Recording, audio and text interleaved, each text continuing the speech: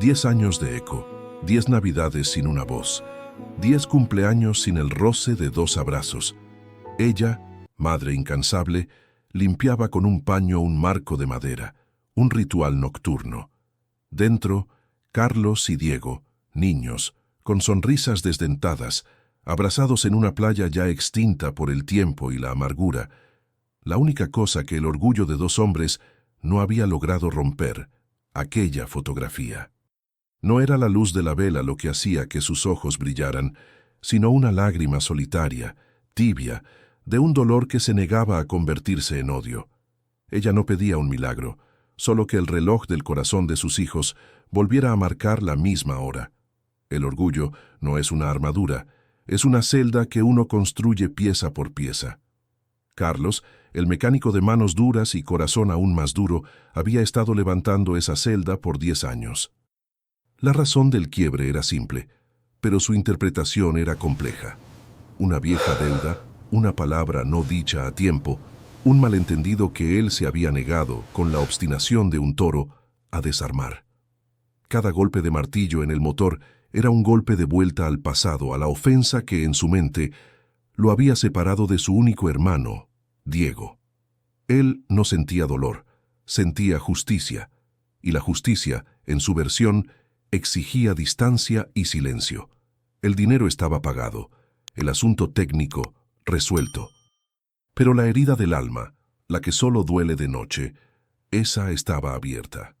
Yo no voy a ceder, pensaba, sintiendo la rabia hervir con el aceite quemado. Que venga él. Diego vivía en el polo opuesto de su hermano. No era orgulloso, era paciente, o tal vez un cobarde a la hora de afrontar el rechazo. Él entendía el origen de la furia de Carlos. Él mismo se había equivocado, aunque la pena fuese desproporcionada. Había intentado escribir, llamar, acercarse a la oficina, pero el muro de Carlos era inquebrantable. Diego se había resignado a un dolor lento, a la esperanza que se consume como la punta de un lápiz. Su vida era dar lecciones sobre historia y gramática, sobre cómo las palabras tienen el poder de construir puentes, mientras él mismo fracasaba en construir un puente hacia su propia sangre. Miró su reflejo en la ventana. Llevaba 10 años cargando una mochila invisible, la culpa y la espera. Y cada noche rezaba por un signo, por una señal que su madre en sus llamadas entrecortadas nunca le daba. A veces, el destino usa el dolor para obligarnos a cambiar la ruta. El teléfono sonó a las 11 de la noche. Diego tomó el aparato. Su mano tembló instintivamente, como si el plástico fuese el hueso mismo de un recuerdo. Era Carmen. Su voz no era la de la madre paciente, era la de la madre desesperada. No hubo preámbulo, no hubo rodeos. «Diego», dijo, la voz rasgada, «es Carlos. Tuvo un accidente en el taller. Nada grave, gracias a Dios, pero está en la cama, en casa y está solo. Necesita que alguien lo cuide». El orgullo de Carlos era el último de sus problemas en ese momento. Carmen no le estaba pidiendo que perdonara o que olvidara, le estaba pidiendo que fuese hermano. En ese momento la ofensa de 10 años se redujo a cenizas frente a la palabra «necesita». Diego colgó el teléfono. No preparó una maleta, solo agarró las llaves. La paciencia había terminado. El camino se hizo borroso. Un viaje de 10 años comprimido en 10 minutos. Diego detuvo el coche.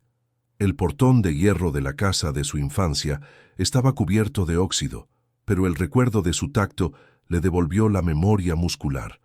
Se quedó allí, las manos en el volante. El miedo al rechazo es una bestia silenciosa. ¿Qué pasaría si Carlos lo echaba? Si la fiebre lo hacía más cruel, más altivo. Respiró hondo. Era un profesor, un hombre de razón, pero en aquel momento era solo un hermano a punto de tocar una herida. Finalmente, abrió la puerta. Dio un paso. El piso de la entrada crujió con el peso de su historia. Entró en silencio. La casa estaba sumida en una oscuridad cálida, iluminada solo por la luz de la vela que Carmen había dejado encendida en la cocina, el símbolo de la madre. Diego entró en la habitación. El corazón le latía contra las costillas como un pájaro atrapado.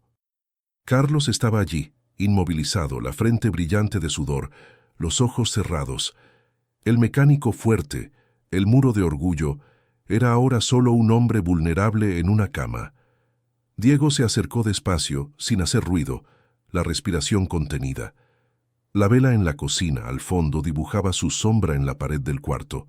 Por un instante, solo hubo el sonido de la respiración dificultosa de Carlos. Diego dudó, pensando en irse, en dejar una nota, en huir de la confrontación. Pero se acercó a la mesita de noche, tomó un paño y lo mojó en el cuenco de agua fría. Lo puso suavemente sobre la frente de su hermano. El contacto físico, el primer roce después de una década de silencio, fue como una pequeña descarga eléctrica. Carlos abrió los ojos, y el tiempo se detuvo. La primera mirada después de 10 años no necesita palabras. Los ojos de Carlos, habitualmente duros y oscuros como el hierro de su taller, estaban ahora velados por la fiebre y una súbita humedad que él no pudo controlar. La mano de Diego, suave por la tiza de sus clases, aún reposaba en la frente de su hermano, transmitiendo el frío calmante del paño. Era una extraña danza de roles. El fuerte, ahora débil; el paciente, ahora decidido.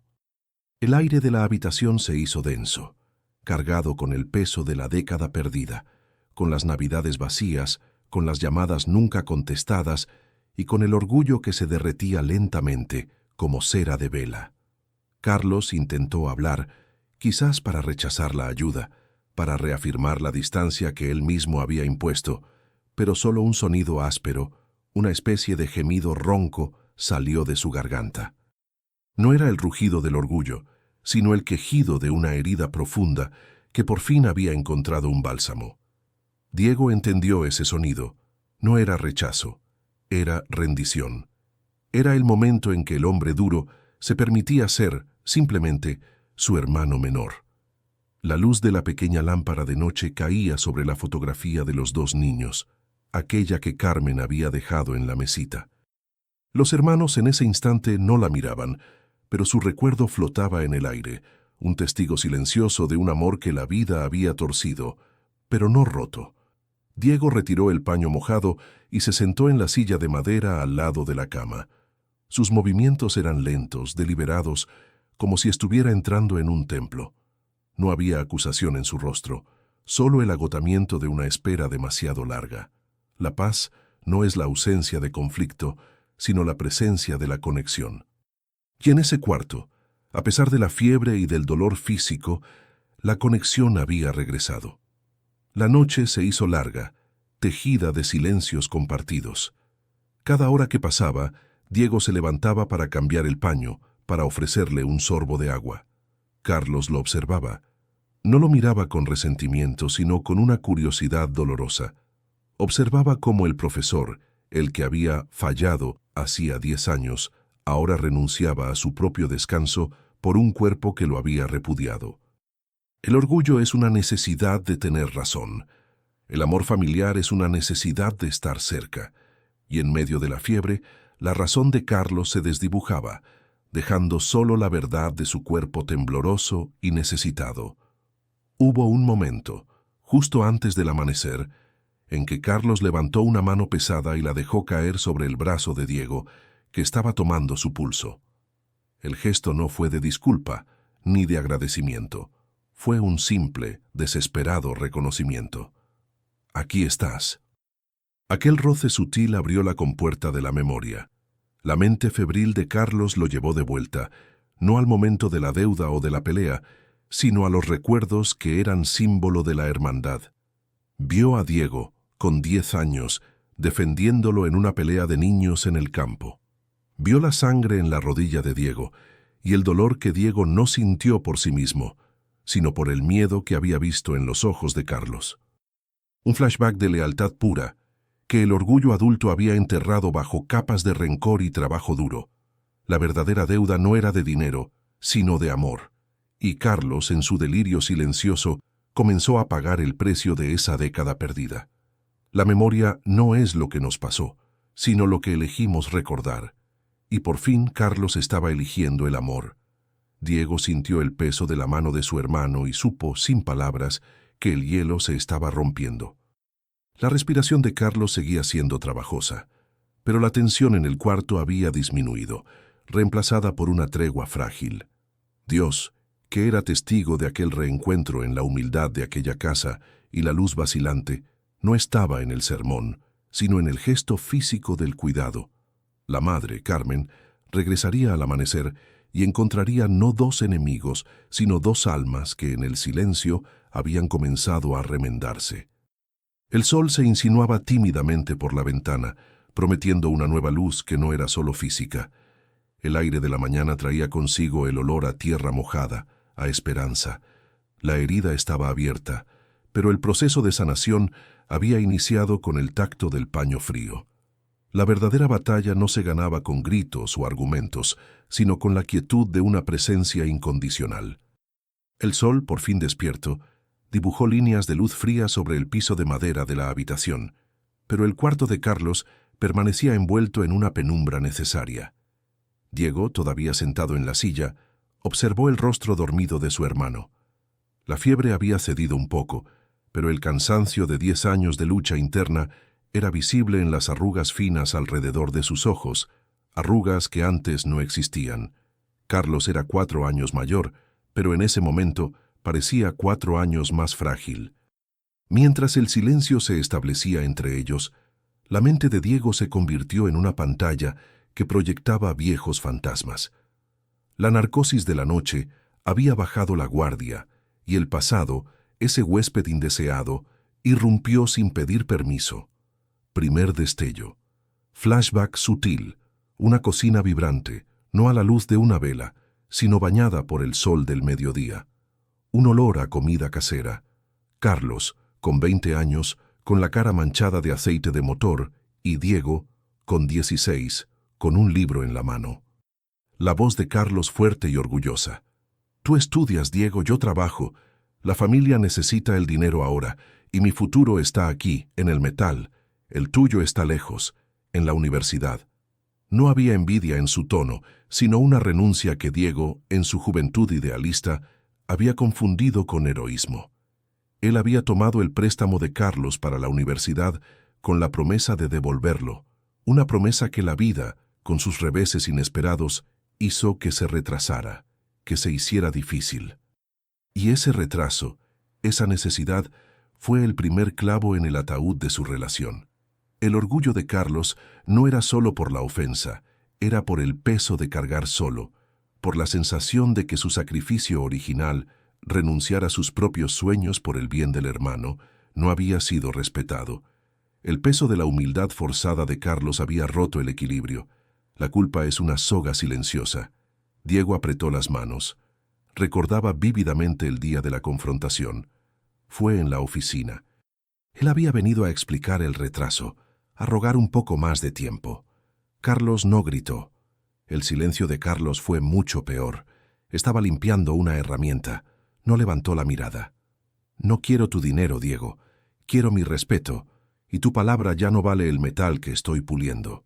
La voz era baja, cargada de decepción, no de rabia. Esa frase, aquella palabra de fuego sobre el respeto, era lo que había mantenido a Diego alejado.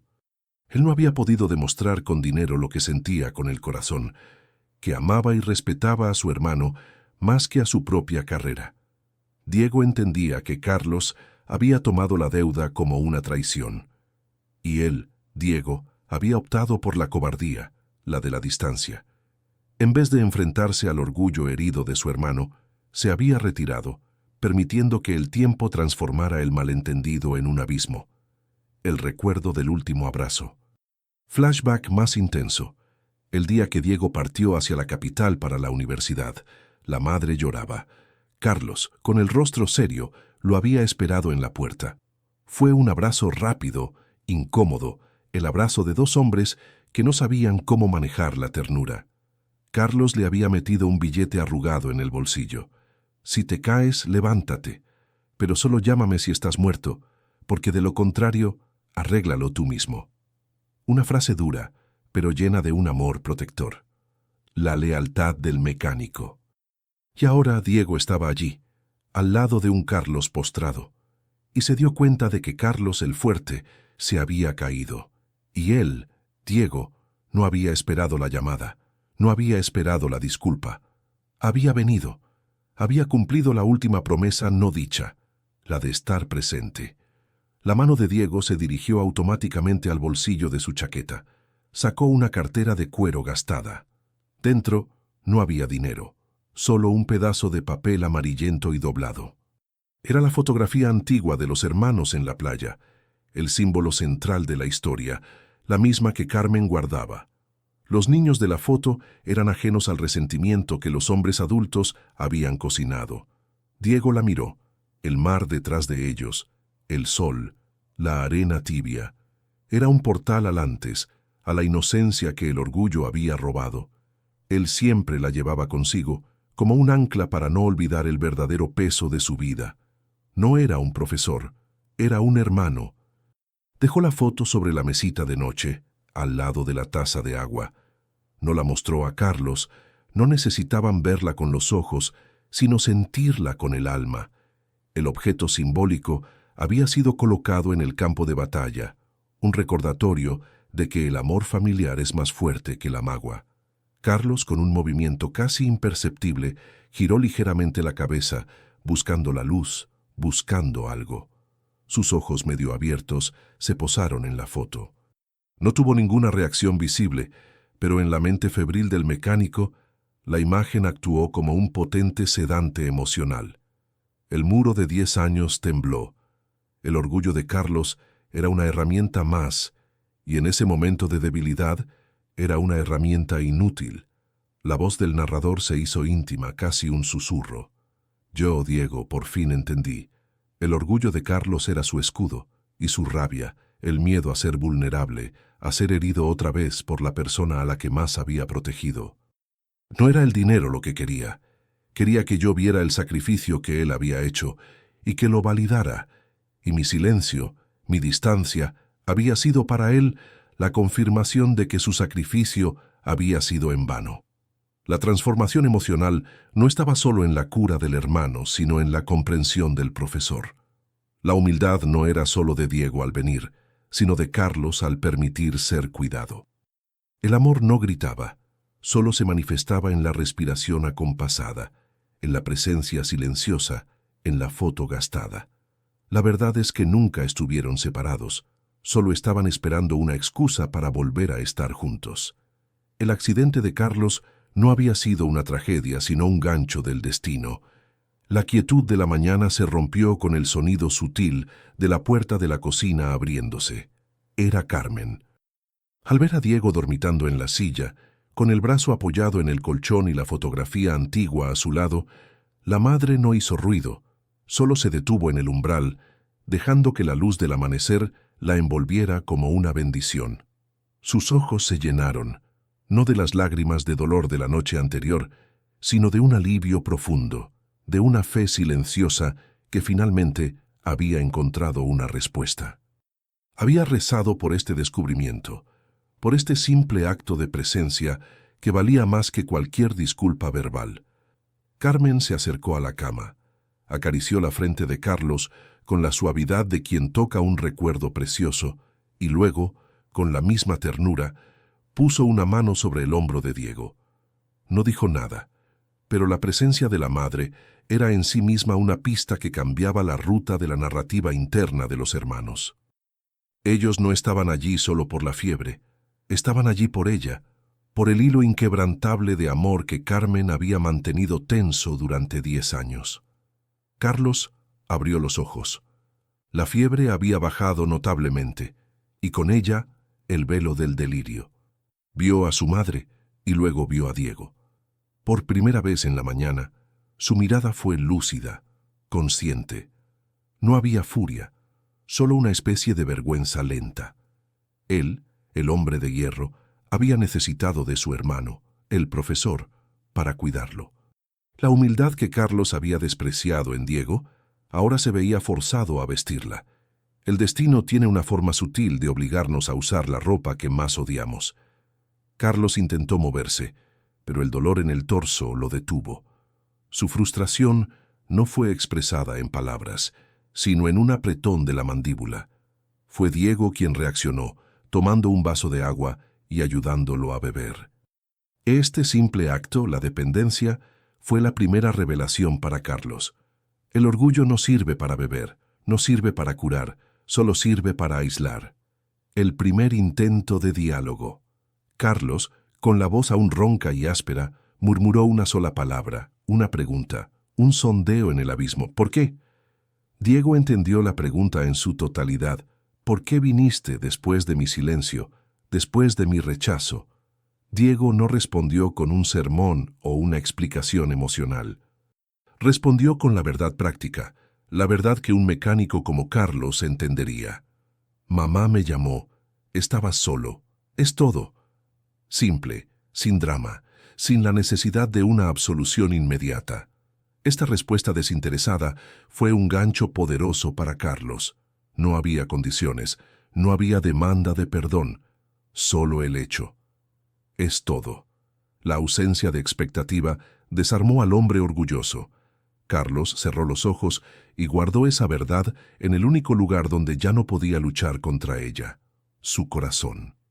La madre, Carmen, se sentó al pie de la cama, tomó la fotografía antigua y la miró, no con tristeza, sino con una sonrisa melancólica. Ella se convirtió en el personaje secundario que impulsó la narrativa. Sin dirigirse a ninguno de los dos en particular, comenzó a hablar no del presente, sino de la infancia, de los lazos de sangre que precedían a la ofensa. Me recuerdo el día de esta foto. Diego tenía arena en los ojos, y tú, Carlos, lo pusiste sobre tus hombros para que viera el mar. Dijiste que lo cargarías siempre, que su vista era la tuya. La madre no estaba echando la culpa, sino simplemente recordando la promesa original. Era la memoria de la lealtad que no se vende ni se paga. Carlos no pudo contener el temblor de su labio. Su respiración se hizo trémula, no por la fiebre, sino por la emoción. El muro se agrietaba, el catalizador del cambio. Carlos, incapaz de mirar a Diego, se concentró en la madre, en su voz suave y firme. Sabía que ella no estaba allí para juzgar, sino para curar. Y de repente, el peso de su propia soledad, el peso de 10 años negando a su único hermano, se hizo insoportable. Él no solo había perdido a Diego, sino que se había perdido a sí mismo en ese orgullo. La decisión emocional importante se formó en la mente de Carlos, rápida y punzante, como un dolor físico. Tenía que actuar, tenía que rendirse a la verdad de sus sentimientos. La convalecencia sería larga, pero la enfermedad del alma ya no podía esperar. Se hizo un silencio espeso, lleno de la expectativa de Carmen y la tensión de Diego. Carlos se armó de valor, levantó una mano, aquella que la noche anterior había tocado tímidamente a Diego, y señaló no a Diego, sino a la fotografía que Carmen aún sostenía. Su voz salió mejor, con una claridad inesperada. La camisa de Diego, la rompí ese día. ¿Recuerdas, madre? Me tropecé con una roca y caí sobre él. Era una anécdota sin importancia, una tontería de la infancia, pero fue la primera confesión, la primera admisión de culpa en 10 años. No por la deuda, sino por la fragilidad humana. Era el gancho que indicaba la virada de la historia. Carlos estaba buscando un puente. Diego se levantó de la silla, no para reprenderlo, sino para acercarse. Se arrodilló junto a la cama, a la altura de su hermano. La luz del sol entraba por la ventana, cayendo directamente sobre las manos de Carlos. Y en esa luz, Carlos vio el mismo gesto de humildad que había desprezado. Diego, arrodillado, no como un súbdito, sino como un igual, un hermano. La humillación no vino de Diego, vino de su propio orgullo roto. Y en un acto que fue un esfuerzo físico y emocional, Carlos hizo lo que no había hecho en una década. Buscó el tacto. Extendió la mano. Sus dedos duros y manchados de grasa buscaron la mano de Diego, suave de la tiza. Se tomaron de la mano. Un simple gesto que derrumbó el muro más rápido que 1000 palabras. La mano de Carlos se aferró a la de Diego con una fuerza inesperada, no la de un enfermo, sino la de alguien que se está ahogando y encuentra tierra firme. Carmen, la madre, observó la escena desde la distancia, el rostro bañado por la luz del sol que ahora entraba con plenitud. Ella era la tercera persona que atestiguaba el colapso de una fortaleza construida a base de orgullo. La mano áspera del mecánico contra la mano suave del profesor, la unión de dos mundos, dos vidas separadas por la estupidez de una deuda. En ese contacto se transmitió toda la historia, la ofensa original, la soledad posterior, el dolor compartido de Carmen y la desesperación de la noche.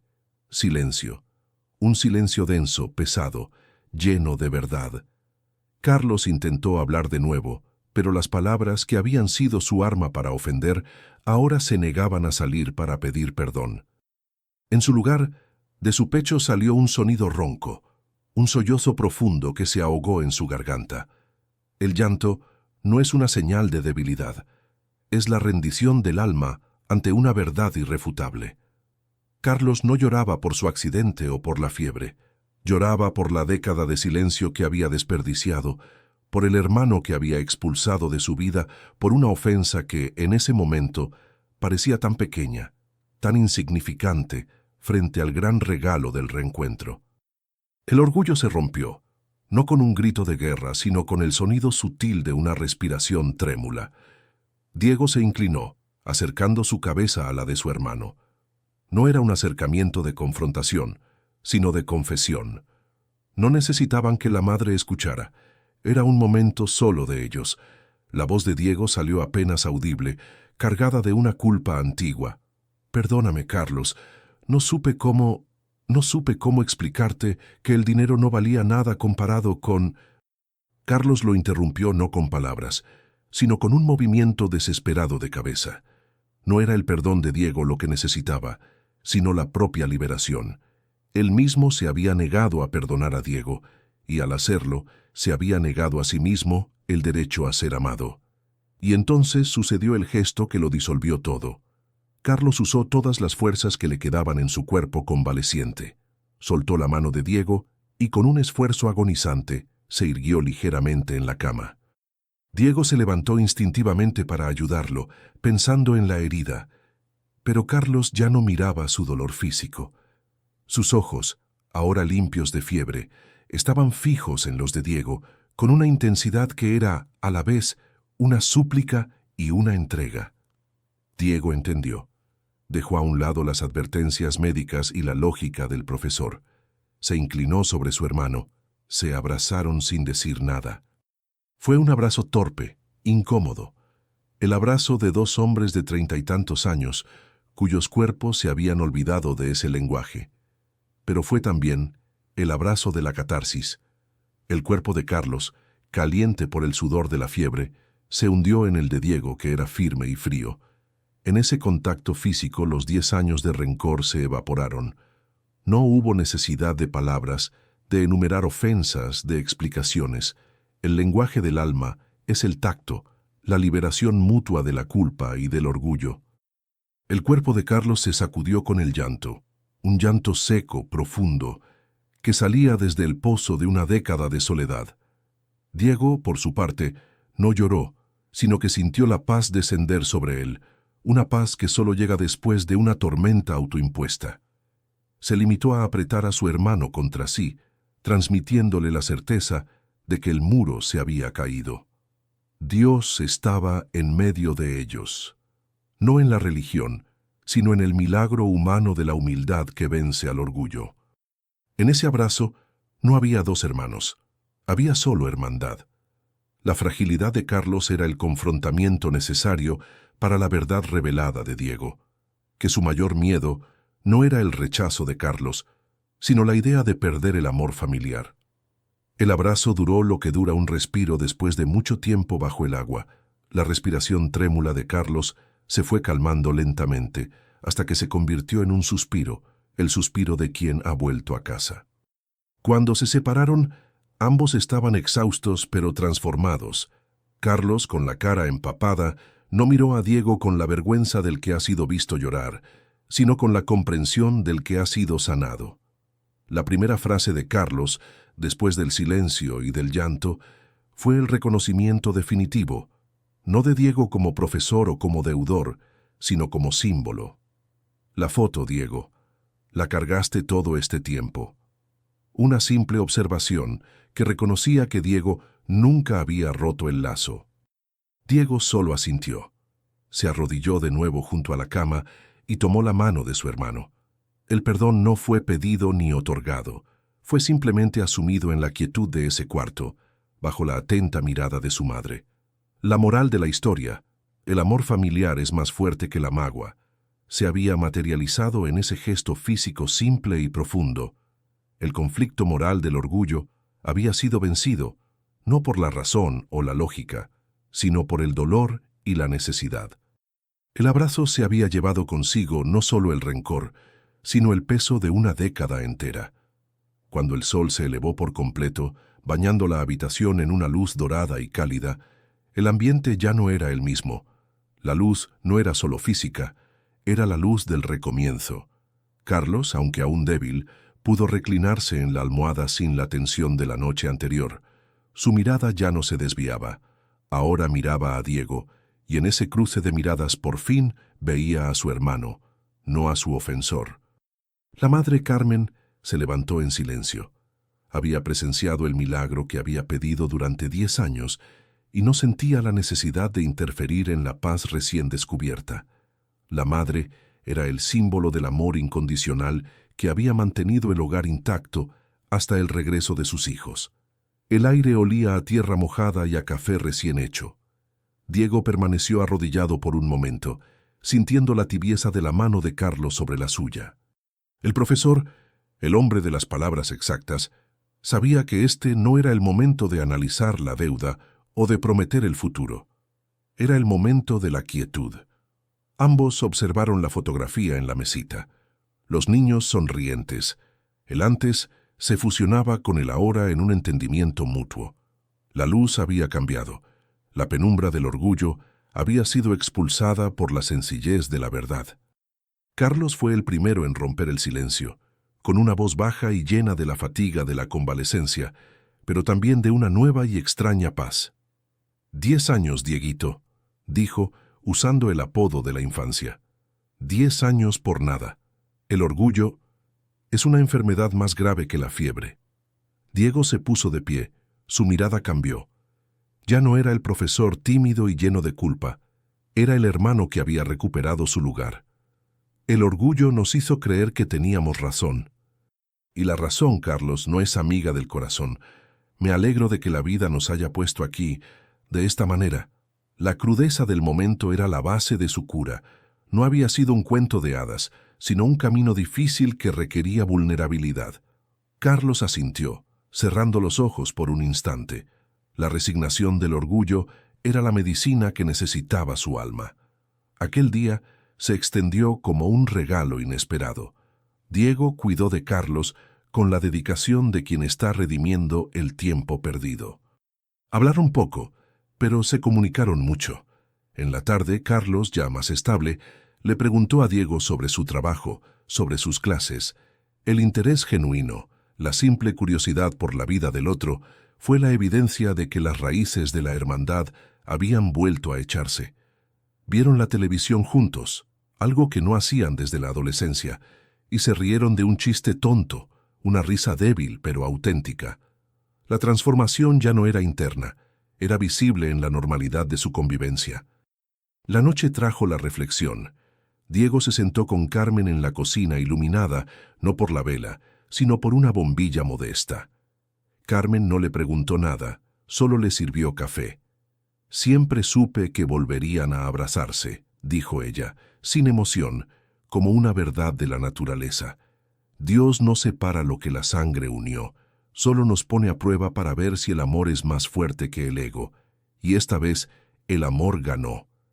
Ella le entregó a Diego un objeto simbólico final, la camisa que Carlos había roto de niño en la playa, surcida por ella misma hacía décadas, guardada como recuerdo. Era la prueba de que las heridas pueden ser remendadas y de que el amor de una madre es el hilo más fuerte.